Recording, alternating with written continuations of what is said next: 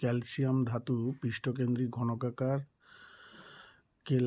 ঘনকাকার রূপে কেলাসিত হয়, যার একক কোষের বাহুর দৈর্ঘ্য 0.556 ন্যানোমিটার 0.556 ন্যানোমিটার। যদি কেলাসটিতে 0.1% শর্টকি ত্রুটি থাকে তাহলে কেলাসটির ঘনত্ব নির্ণয় করো। এটা আনকমন অঙ্ক, দেখো কেমনভাবে সলভ করছি।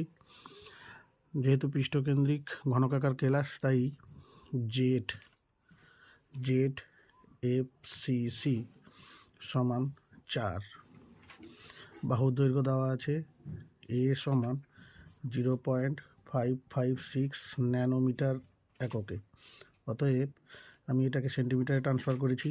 0.556 ইন্টু 10⁻⁻7 সেন্টিমিটার। যেহেতু 1 ন্যানোমিটার সমান 10⁻⁻9 মিটার সমান 10⁻⁻7 সেন্টিমিটার হবে। এবার যেহেতু এটা ক্যালসিয়াম ধাতু, তাই তার আণবিক গুরুত্ব M ক্যালসিয়াম সমান 40। ছোটোবেলায় জানি আমরা M সমান 40।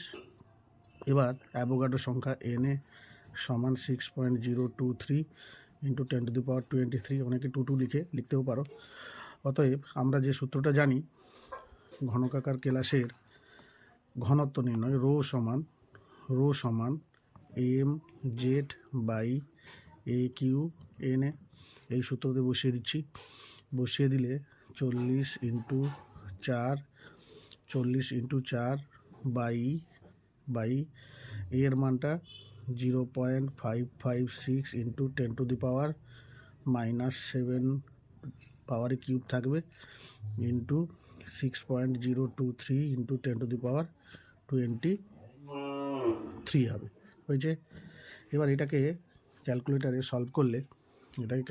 সলভ করলে যে মানটা আসছে 1.545 গ্রাম পার সেন্টিমিটার কিউব। এবার বলছে কেলাসটিতে 0.1% শর্টকি ত্রুটি থাকে, তাহলে কেলাসটিতে 0.1% শর্টকি ত্রুটি থাকলে ঘনত্বটা হবে 1.545 ইন্টু 1.545 ইন্টু 0.1/100। তাহলে এটা দাঁড়াচ্ছে 1.545 ইন্টু 10⁻³ গ্রাম পার সেন্টিমিটার কিউব। এবার অতএব কেলাসটির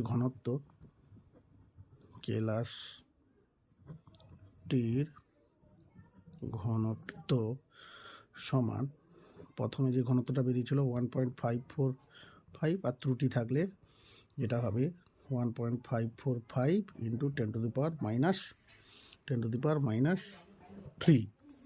সমান, যেটা দাঁড়াচ্ছে 1.54 গ্রাম পার সেন্টিমিটার কিউব। এটা একটা হার্ট ব্রেকিং অঙ্ক।